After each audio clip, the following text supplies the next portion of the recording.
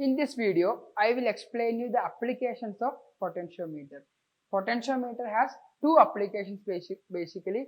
One is measuring potential difference. Here it includes measuring EMF and comparing EMF.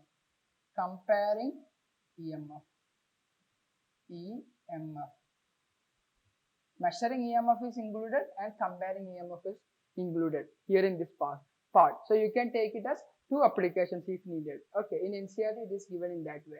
And next application is measuring internal resistance. So we have three applications. With potential difference, we can do EMF and compare EMF. Get the value of EMF, compare the value of EMF, and get the value of internal resistance.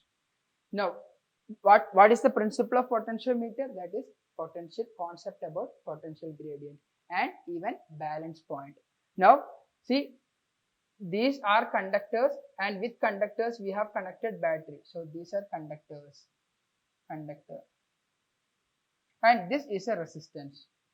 Now the whole potential difference or the whole power of the battery has now been divided equally across this resistance. How we will get the potential gradient? Potential gradient is nothing but the total voltage given across this resistance. So this is resistance, this one, the thick wire is resistance here, and here the thick wire is resistance. Okay, so these are conductors. Now this resistance, across this resistance we have this much potential difference, that is V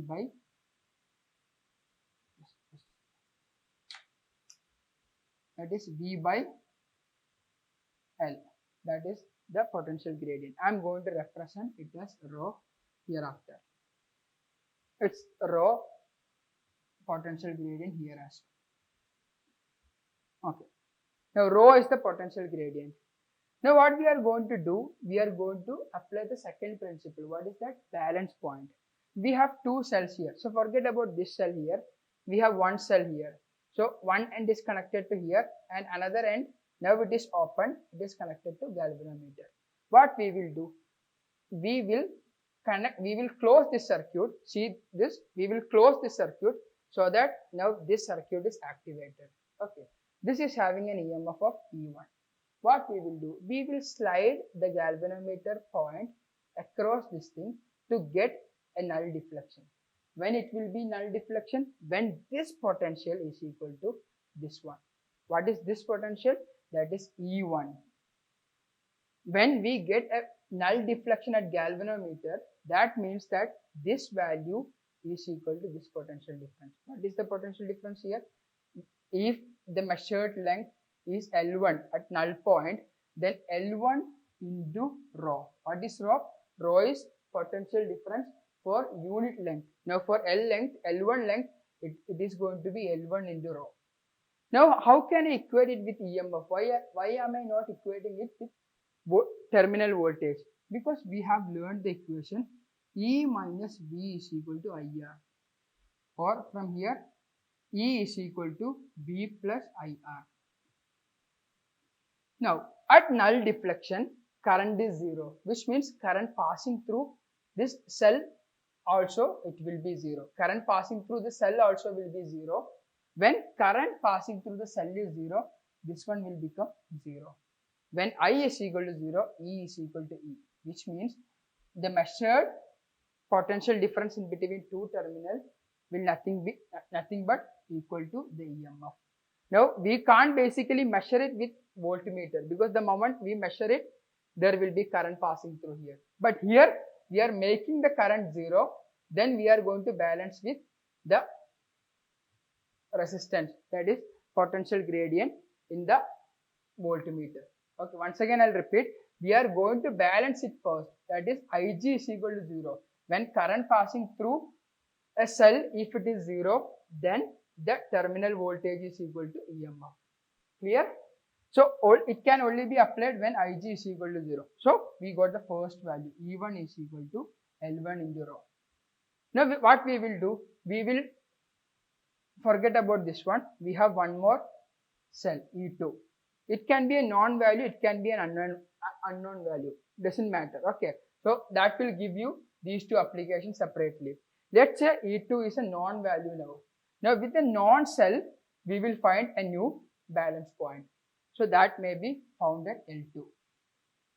So what does it mean? E2 is now equal to, this has got balanced with a length of L2. That is, L2 is having total potential difference of L2 into potential difference per unit length, that is rho.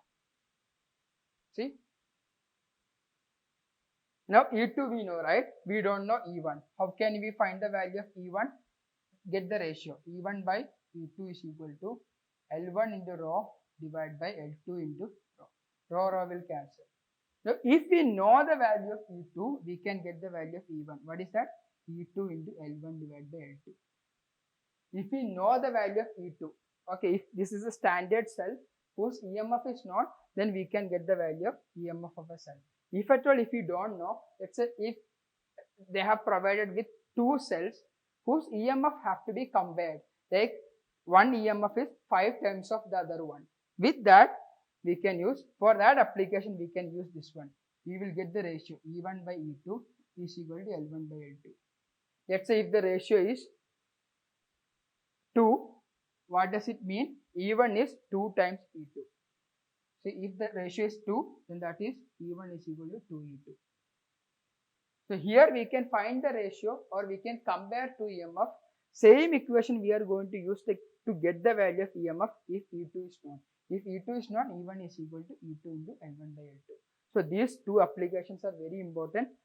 Comparing EMF, that is done here, and finding the value of EMF, that is done here. Same equation, at one place E2 is known, at other place E2 is unknown. Now measuring the internal resistance, it is very easy. Same process here.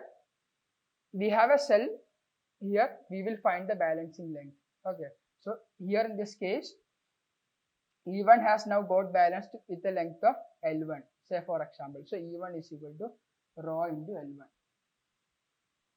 Now what we will do, we will connect both the terminals. Sorry, we will close both the switches. Now when we close both the switches, this will look like this. Now we will try to balance Ig. But here we are not balancing EMF. Why? The moment we are closing, there will be a current always through this circuit. Now whenever there is current, when the current value is not 0, then EMF is not equal to voltage. Now whenever there is a current here, the measured value is nothing but terminal voltage. I will repeat it. We know that E minus V is equal to IR, or V is equal to E minus IR. This is the value. Now V is equal to E when I is equal to 0. Now though Ig is measured to be 0, what does it mean? That this potential difference has got balanced out. But this potential difference is not the EMF. Why? There is a current passing through this. So now this is terminal voltage. Now the terminal voltage has got balanced with Ig. So we can say that V terminal voltage is equal to, now it is balanced at a length of L2 for example. So I can say that L2 into rho. So find the ratio. What is the ratio? E divided by V is equal to rho will cancel, L1 by L2. Very important. But our application is not to find the ratio, to find internal resistance. So what we will do, from this internal resistance R is equal to, take V that side. So this will be E minus V divided by I. Correct. From here R is equal to E minus V divided by I. Now what is I? I we know from the equation V is equal to IR. So what is the current passing through this? This EMF is given across this one, right?